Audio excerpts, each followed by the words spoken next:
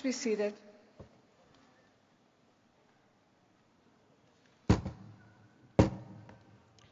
Nova Southeastern University, the 45th Annual Commencement Exercises. Greetings. The trustees, president, administration, and faculty of Nova Southeastern University bid you welcome to this joyous celebration for the conferral of degrees upon those whom the university honors for learning and diligence, and upon those whom the university charges to turn scholarship into service. Will the audience please rise and join the faculty and graduates in the singing of Star Spangled Banner? You will find the words in front of the program.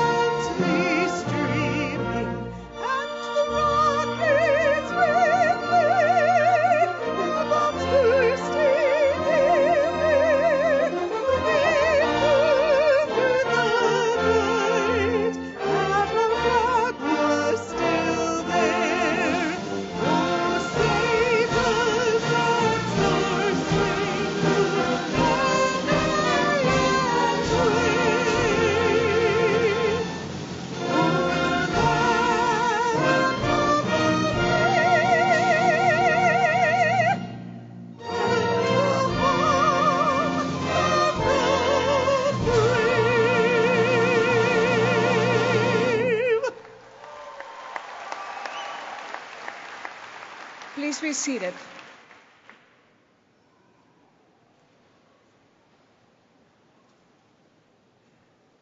It is my privilege and honor to introduce to you Dr. Ralph Rogers, Provost and Executive Vice President for Academic Affairs. Dr. Rogers. Thank you. We welcome all of you who have joined us today to honor the members of the class of 2015.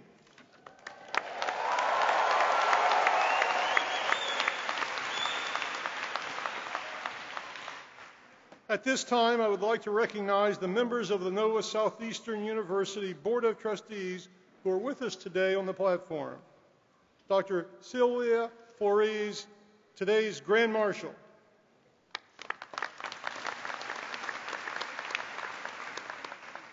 Trustee Carol Harrison.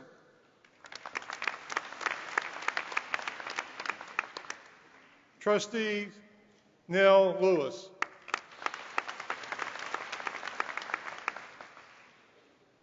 I would like to introduce Dr. George Hanbury, President and Chief Executive Officer of Nova Southeastern University.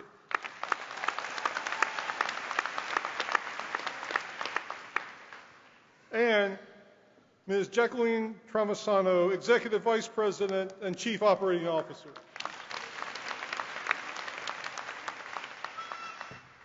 Also assisting us today for the hearing impaired is Ms. Kathleen Stevenson and Mr. Lisa Hendrickson from the Nationwide Interpreter Resource Incorporated.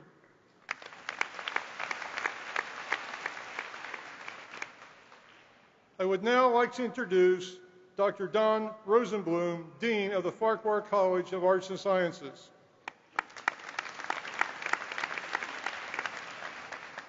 Dr. Aman Siegel, Associate Dean of the Graduate School of Computer and Information Sciences. Dr. Preston Jones, Dean of the H. Wayne Huizenga School of Business and Entrepreneurship.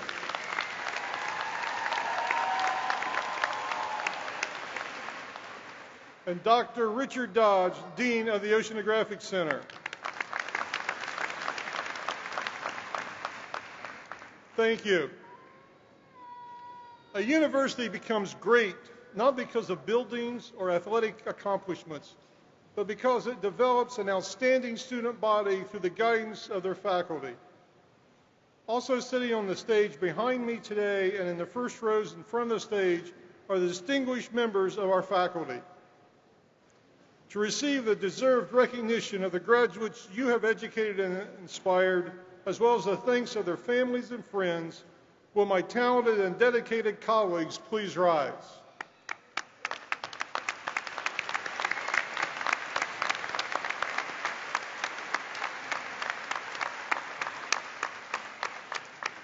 To formally open these commencement exercises, I am privileged to ask President George Hanbury to come forward.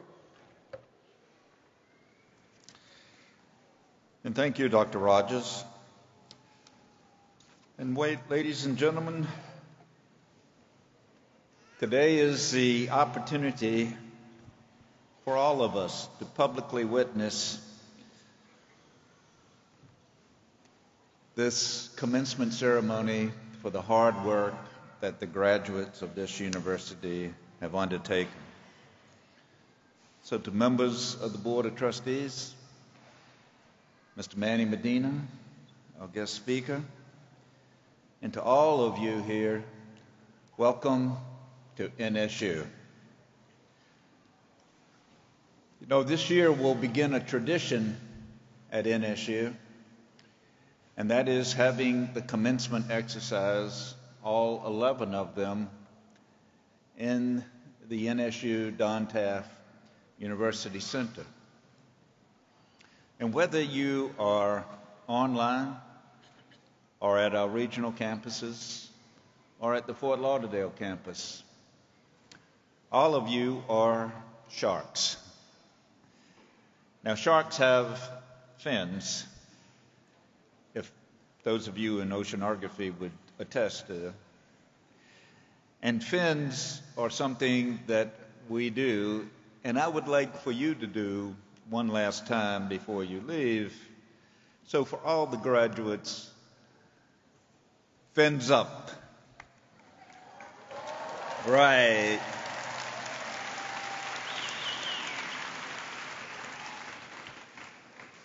But this is not about tradition and the start of such tradition, nor is it about fins up and go sharks. This is about the 330 candidates that are here today to receive their master's and doctorate degrees from Nova Southeastern University. As Dr. Rogers said, the class of 2015. Congratulations, class.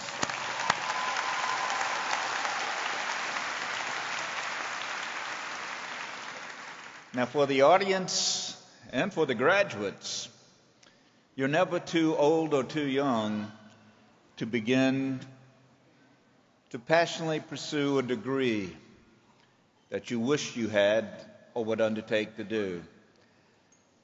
Of the 7,500 degrees we will award during this commencement season, our oldest graduate is 70 years old.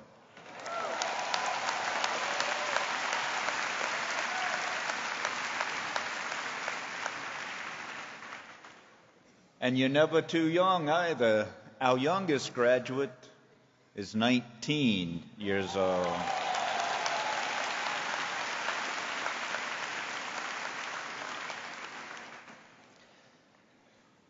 Regardless of your age, I'm sure all of you, in effort to get through, have consumed more than your FDA allotted amount of Red Bull.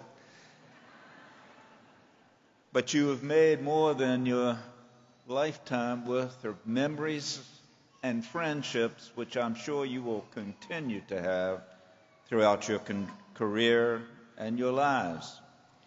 You all stand up your own unique ways to make this an incomparable class.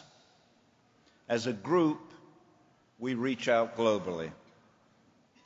Not only does our graduating class during this commencement season include states, obviously Florida, but New York, California, Tennessee, Texas, Commonwealth of Puerto Rico, but then countries such as Bangladesh, Korea, China, the Philippines, Haiti, the Bahamas, Jamaica,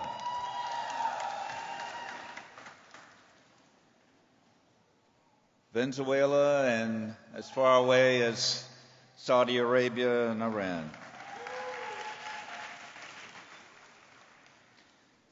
The graduates here do represent the global economy.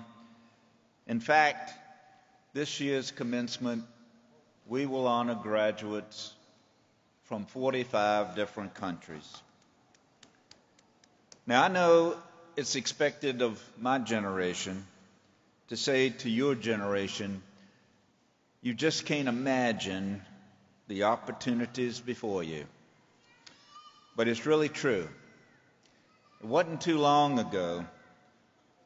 Matter of fact, for some of you, less of the period of time for you to get your undergraduate, your graduate, and your doctorate degree, that there was no such thing as cybersecurity expert, or a professional blogger, or search engine optimization specialist, or iWatch, iPads.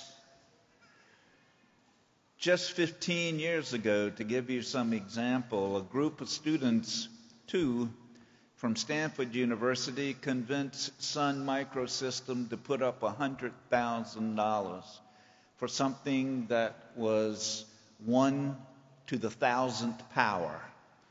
And 1 to the 1,000th power is called Google. Today, that $100,000 investment is worth $400 billion in just 15 years. Things that you never thought of. So, ladies and gentlemen and graduates, our efforts have been, and we will only determine how successful we've been, is to unleash your potential and to allow you to garner your knowledge, not to prepare you for things you don't know, but to give you the knowledge to be able to invent and to create things that have yet to be in existence. Because 15 years from now, or even 5 years from now, you will be saying what I'm saying to you today. We never, ever knew that this thing could exist. So you are prepared through the knowledge that has been passed on by the individuals that Dr. Rogers referred to earlier, the faculty members and the staff, to pass on their knowledge to you and from your own didactic studies that you've undertaken and your own research that you have initiated. So I would like once again for the graduates to recognize the faculty once again. Graduates and faculty, would you please stand and be recognized by the graduates?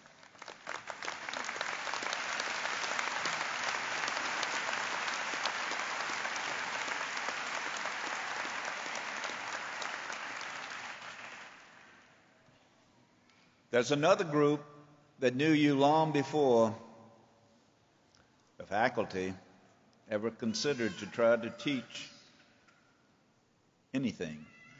And that is those individuals who loved you and nourished you, your parents, your spouses, your loved ones, your significant others, and your families, your aunts, your uncles, and your grandparents. Would all the families and grandparents and loved ones of the graduates please stand and be recognized?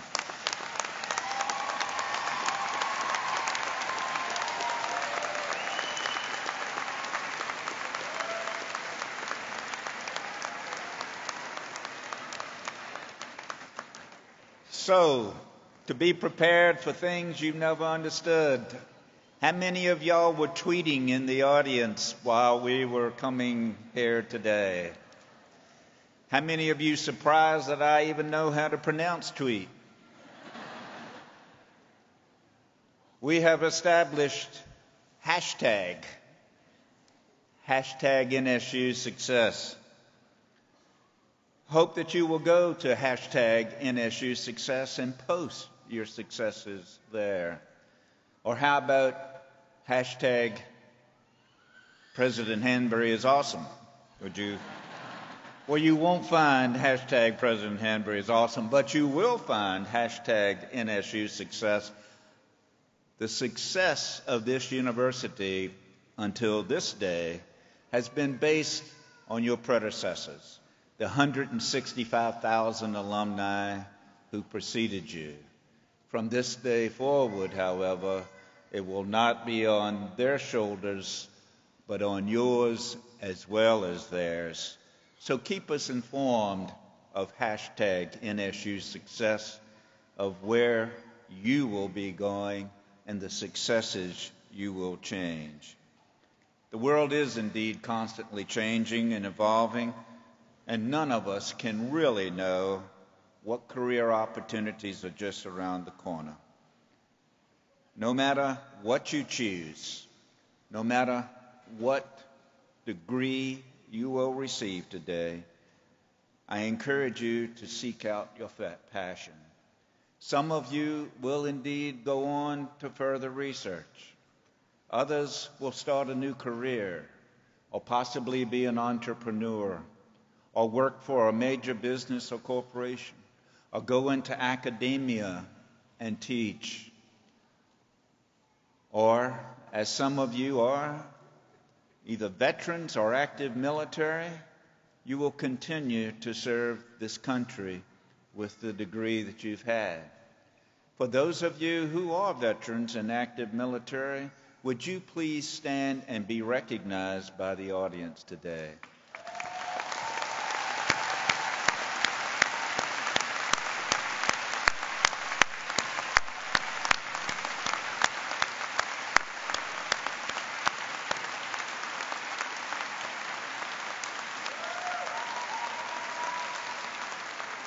And likewise, for those veterans or active military that are in the audience, please stand so that the entire arena crowd can thank you for your service. Veterans and active military.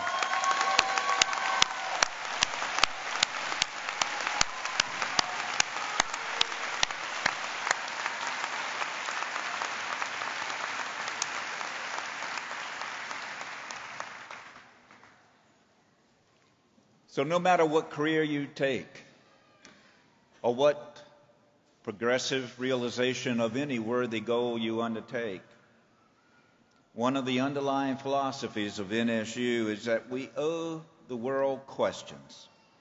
So get out there and ask what needs to be asked, and challenge what needs to be challenged, and leave a lasting legacy for the improvement of mankind. You see, in my mind, success is the progressive realization of a worthy goal. That worthy goal today you will have achieved. Now it's up to you to establish where you wish to go in the future. The beauty of leadership is that it's leadership by example. And the key to showing leadership is doing what you are capable of doing and doing it better than anyone else. So that progressive realization of a worthy goal is what I hope you will continue to establish. And as each worthy goal is near to be accomplished, establish another worthy goal, and throughout your life, you will be successful. You know, it's almost axiomatic that without some type of goal, how do we know where we're going? That great philosopher, Yogi Berra, said, if you don't know where you're going, you might wind up someplace else. So you're not going to find that someplace else on Google Maps.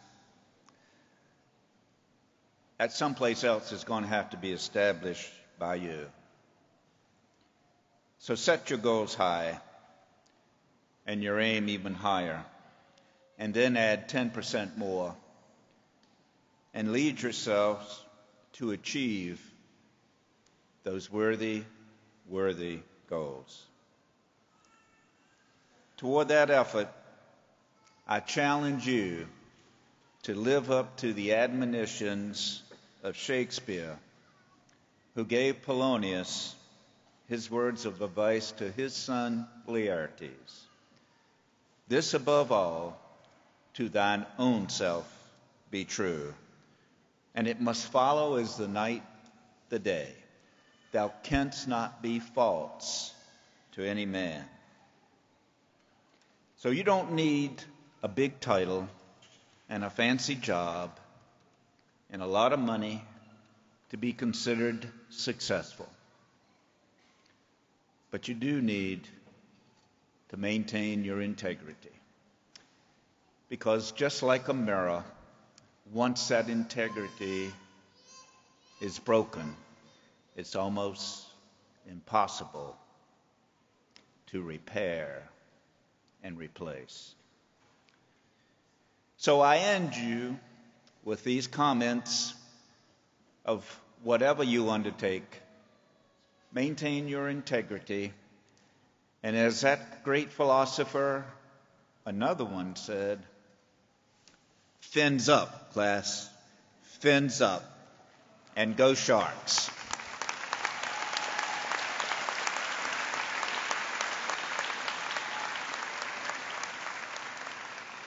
And now it's my pleasure to introduce Mr. Manuel Medina, better known as Manny Medina, to give today's commencement address. Mr. Medina is the founder and managing partner of Medina Capital and has had more than 30 years of experience as a highly successful businessman with experience and expertise in areas including technology, finance, international business, and government contracting.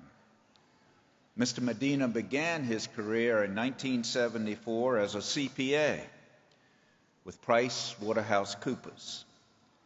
Then he founded Terramark as an entrepreneur in 1980. He undertook the complex infrastructure through projects in the United States, Europe and Latin America, the Middle East, and Asia. His vision transformed Terramark, and that's where NSU every day is backed up billions and billions of data in Terramark's Global Technology Center. Mr. Medina's track record of successfully raising funds across the entire capital structure during periods of rapid change in the microeconomic environment was vital to Terramark's success. He raised over $1 billion for Terramark, expanding its industry and leading services globally through very difficult financial economic times. And then in 2008, he sold it for $2 billion to Verizon for an enterprise value far greater than his initial investment. Not quite Google, but pretty close to it. Mr. Medina has been recognized for his accolades from many businesses and community organizations for his leadership and community service. He's a frequent speaker on topics ranging from technology trends to global business and entrepreneurship, and he served as either a keynote speaker or panelist of large conferences and IT industry trade shows. He has initiated and started to have South Florida to be recognized as a technology hub for innovation and development, and has led the charge to see that this area, 6 million people strong, is not treated as 3 separate counties, but as a major region.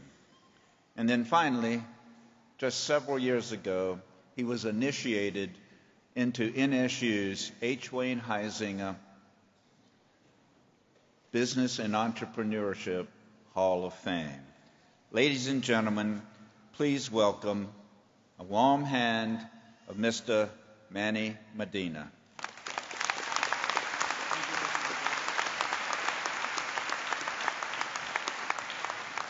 Thank you very much. Thank you. Great day to be a shark, huh? I'm always very concerned when I stand before 400 graduates and an open bar in about a couple of hours. So just bide your time. You're almost there. No more Red Bull. I want to thank very much the members of the Board of Trustees for having me here today. President Hanberry, Provost Rogers, deans, faculty.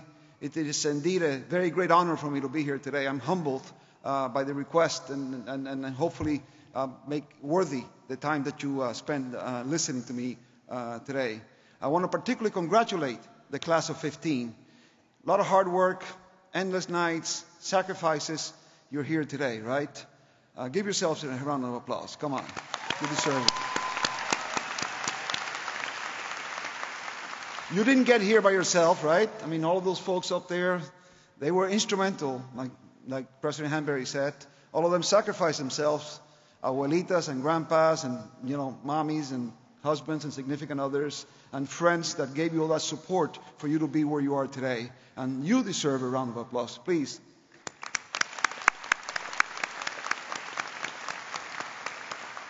So you've arrived, right? You've arrived. I mean, some of you are getting graduate degrees, but wherever you are, you're arrived at a crucial intersection. And you have big decisions to make, right? And these big decisions, you turn left, you turn right, and what do I do? What do I do with this precious piece of paper that I've sacrificed so much to get today, and you're going to take home today with you? And obviously are critical decisions. Well, I got some very great news for you. You're graduating in very, very exciting times. And let me explain. In 1876, we, a young nation, held the first World Fair in Philadelphia. It was as much a celebration of our 100th anniversary as it was showing off of these fantastic technologies that were coming about. 10 million people visited the World Fair. Imagine if you yourself were a farm boy from Kansas City in your horse and buggy. It took you 10 days to get there, and you finally get there. And you see this wondrous technology that was going on right around the turn of the century. The biggest wonder of the fair was this quarter centennial machine, steam machine, that powered the fair by only one person, operated by one person. That made news all around the world. That and a lot of other technology. Those 10 million people and everybody that visited the fair went back home. And then what happened over the next 50 years? The Industrial Revolution. The amount of invention, everything that we know today, right, that we take for granted happened. The airplane, the telephone, electricity, automobiles, etc., etc., etc. That meant incredible disruption. The disruption was unprecedented. Nobody had ever seen that in the entire history of the world. What happened was great wealth was created, great fortunes were made, some fortunes were lost, and at the end of the day, every enterprise, government agency, and individual had a decision to either adapt or die. If you owned that taxi stand and you had a horse and buggy and you didn't buy an automobile, you were going to die. If you adapted to this incredible change, you were going to thrive and survive. Fast forward, and in the 80s and 90s, the same thing happened. We had the internet revolution, right? In the 90s and over the 2000s. Think about that incredible revolution. It happened a lot faster. We had never had anything like this before. All of a sudden, through the creation of the World Wide Web, email, and all those pesky things that we also don't like so much today, the internet revolution happened. Same thing happened. Incredible disruption, right? The disruption was unprecedented since the Industrial Revolution. Great wealth was made. Great fortunes were made. the same thing happened. You either adapted or died. If you didn't adapt, you died. Imagine yourself as an attorney, as a scientist, without email, right? That could not have happened. Well, I got to tell you something. Today, we're at the cusp of what is even a bigger revolution. Dr. Hanbury alluded to it for just a little bit. And that is what I call the data revolution. You're coming out right at the beginning of the data revolution, right? What does that mean, and what do I mean by the data revolution? The collapse of compute pricing and the collapse of storage pricing and the advance in big data analytics has created this incredible amount of data that we cannot cope with. All of us as individuals, enterprises, and government agencies are drowning in data. We don't know what to do with it, right? So what does that mean? It means that you either have to adapt or die, meaning that this transformation into the data revolution that is affecting every industry, every enterprise, every individual, and every government is a multi-trillion-dollar opportunity where immense fortunes are going to be made, are being made already, as a matter of fact, even quicker, as you see something like Snapchat or all these Instagrams, all of a sudden 20 billion, people throw billions around like if it was, kind of a fake money, right? And that is why, because the pace of change is at a speed that is dizzying. What is happening today, all of you are seeing it, all of you are affecting. I mean, I am very impressed that actually Dr. Hanbury tweets. I didn't know that, so that was a good one. But anyways, so what does this data revolution mean? It means that, again, on a positive basis, it's affecting every industry. And today, healthcare, finance, oceanography, everybody. I mean, think about all of this big data. Today, price of fuel, everything is affected in a very positive way, because of this ability for you to process and utilize data on real time, right? At the same time, it has some very negative consequences. Cybersecurity is the biggest threat that we've had since the missile crisis. It's a world that I live in. And cybersecurity is something that is going to be with us for a long time. Just this morning, you saw 4 million federal workers where their personal identities and all their personal information was stolen. Having had a security clearance at one point in my life, I'm now wondering whether I'm going to get a letter as well, right? Because it's exactly what is happening. Can you imagine all the phishing attacks, how targeted they're going to be to all these people? And then you get a letter from the Office of Personnel of the government, and you're an employee, you're going to click on that email, right? Because basically, it's a real danger. Privacy is a real danger. So what I mean today is that this is a multi-trillion-dollar opportunity that you're coming out of. You're going to be able to take advantage of. And it doesn't mean that you have to be a computer scientist to take advantage, because this is affecting every industry that or every government agency, every institution that we live with, right? So you're coming out at a time when you really and truly couldn't. As a matter of fact, I am a tiny little envious just for you to have all this time to be able to capitalize on this. And this is going to last a very, very, very long time. So, okay, this wave is coming. It's irreversible. You see it. You all believe it, right? Now, how do I take advantage of it? How do I do it? And I'm always, I speak often, particularly to young kids as they're about to get into the business world. And one of the things that everybody always asks me is, how do you do it? What's the secret? How do I get there? I mean, I want to get this done in a week, right? And the first thing that I do is I disappoint them. And I said, you know what? There is no secret. I'm sorry to tell you, there is no secret. And then I make the analogy to the weight loss industry. He says, this is billions of dollars are spent every year for people trying to lose weight. What's the secret?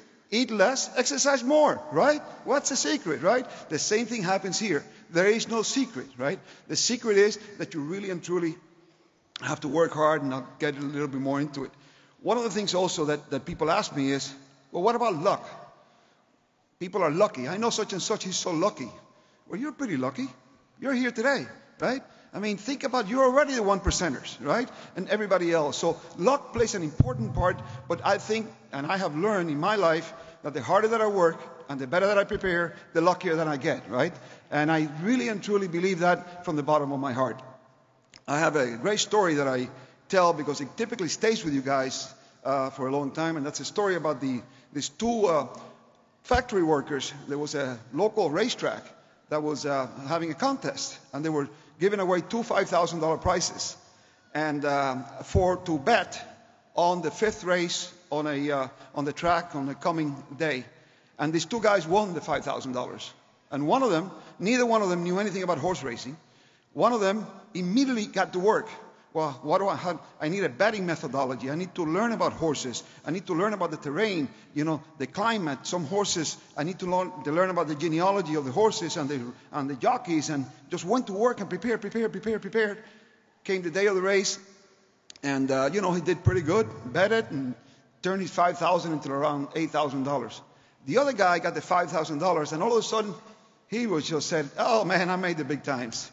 He went out, began buying drinks for his friends, maxing out his credit card because he had hit the big time, didn't do a damn thing, didn't know anything about horses, right? So forth and so on. And he gets to the day of the race, and he gets, the morning he gets up, and he sees that, it's 5th of May, 5-5. And he goes downstairs, and he's 5 place setters instead of 4. And then since he's going to the racetrack, he's different bus, so it's bus number 5. So he begins saying, "Oh, this is a signal from above. This is my day."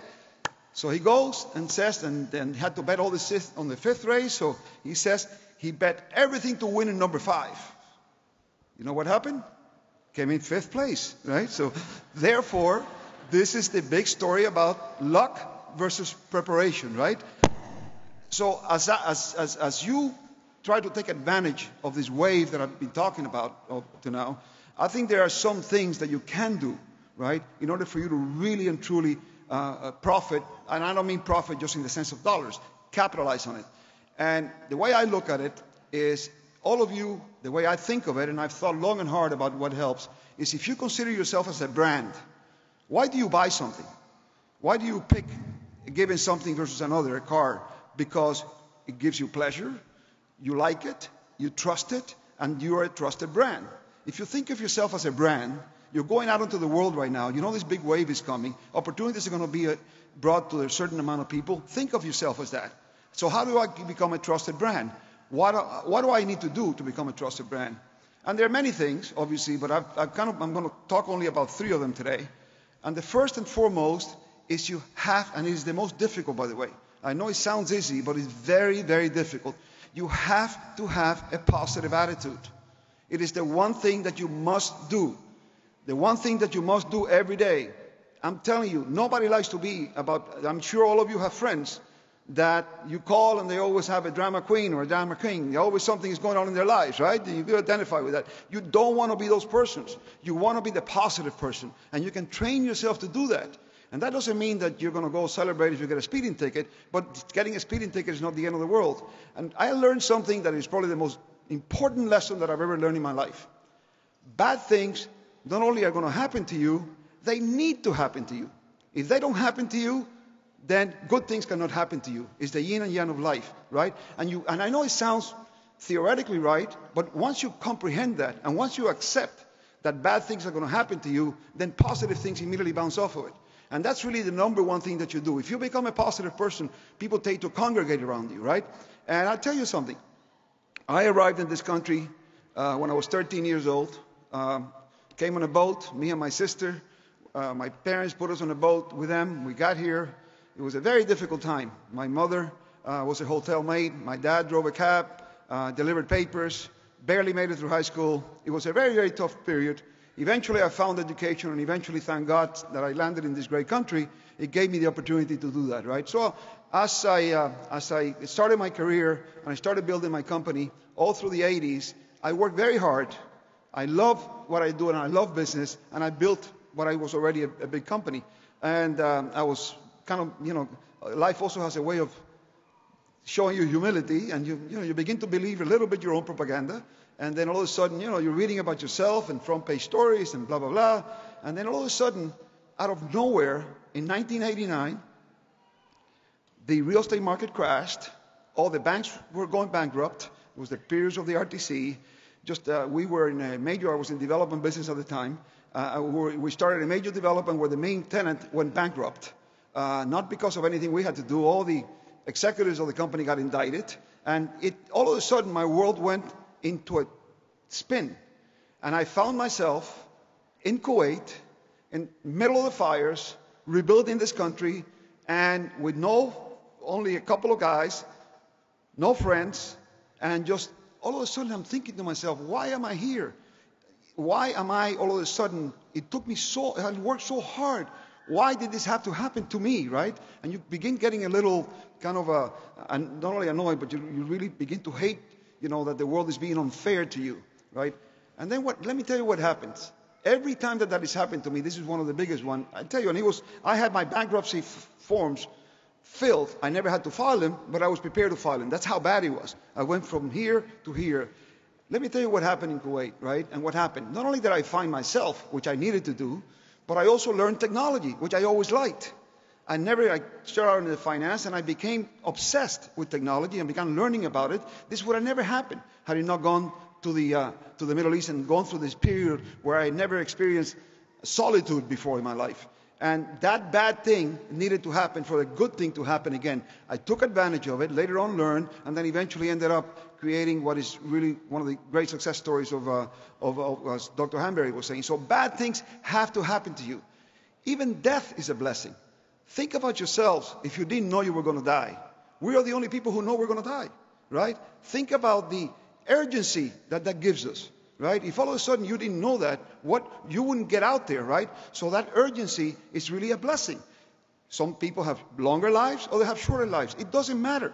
I've consumed biographies of everybody, and there are people that have done things at 30 years of life than more people have done if they had 3 lifetimes. It's how you live that life. And that only is given to you because of death. So even death itself, which we don't celebrate, it's a real blessing, right? So I think this is the biggest lesson you need to learn. That if you understand that this is going to happen to you, you're going to bounce right back, create that positive attitude, and then you become that reliable person, which is the number 2. Reliable. Live up to your word. It's your bond. Sometimes it's going to cost you money, it's going to cost you headaches, but if you give somebody your word, just live up to it. It'll come back to you 100 times over, because that reliability, right? That person that you know is going to be on time, you know that you can count on him or her, that person is the one that is going to get the deals. You have a positive attitude, you're reliable, they come to you. That thing comes to you. And lastly, the one thing that you need to learn, doesn't matter how bad financially you are, is to be very generous. And that generosity always comes back to you as well. I was very lucky. We were not a wealthy family in Cuba, but my father had a grocery store, and my sister and I learned very early on. We will fill the car every week with groceries and take it off to the orphanage. As we were in this country, there was always people that are much worse than us. And no matter what happened, that generosity always came back in many, many, many other ways, right? So basically, it doesn't matter what you are. There's always somebody that's going to be worse than you. I have this phobia that when people are panhandling, that's why I hate being in San Francisco, because I got to give money to everybody. And they say, okay, well, I'd rather be one giving the money than not panhandling, right? And that basically is, that generosity for some reason kind of reflects, and there's somebody up there that brings it back to you, particularly when it really hurts. Generosity when it doesn't hurt is not generosity. So there you have it. You have a positive attitude, right? You become reliable. You become generous. And all these opportunities are going to come back to you. And lastly, all you need to do is go out in there and get it. Go kick some butt. Conquer the world. Congratulations. Thank you very much.